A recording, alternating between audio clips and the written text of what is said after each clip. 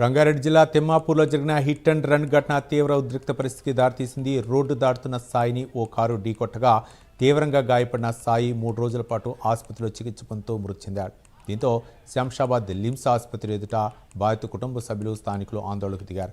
ప్రమాదానికి కారణమైన కారును నడిపింది మైనర్ యువకుడని స్థానికులు ఆరోపిస్తున్నారు.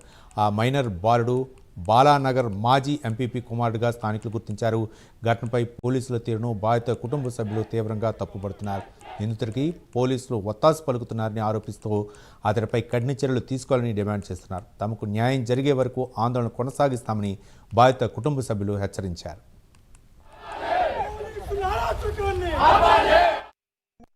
15వ తారీఖు ఆగస్టు నాడు 11 గంటలకు జరిగింది. ఈ అబ్బాయి సాయి అనే వ్యక్తి ఎవరైతే ఉన్నారో రాత్రి రోడ్ క్రాస్ చేసే సమయంలో బార్డర్ వైట్ లైన్ పక్కకే నించొని ట్రాఫిక్ ని చూసుకుంటా రోడ్ దాటదామని ఆగి ఉన్నాడు. ఈ వ్యక్తి ఎవరైతే ఉన్నారో అక్యూజ్డ్ వ్యక్తి ఎవరైతే ఉన్నారో మైనర్ కి చెందిన వ్యక్తి చాలా వేగంతో ఆగిన వెహికల్ ని చాలా వేగంతో గుద్దడం జరిగింది. అదే సమయంలో ఆ సాయి అనే వ్యక్తి కింద పడి చాలా బతకడానికి పోరాడుతున్నాడు. ఈ వ్యక్తి ఎవరైతే ఉన్నాడో గుద్దిన వ్యక్తి పక్క కాపుకొని నెంబర్ ప్లేట్లు అన్ని తొలగించి అక్కడి నుంచి పరారైపోయినారు.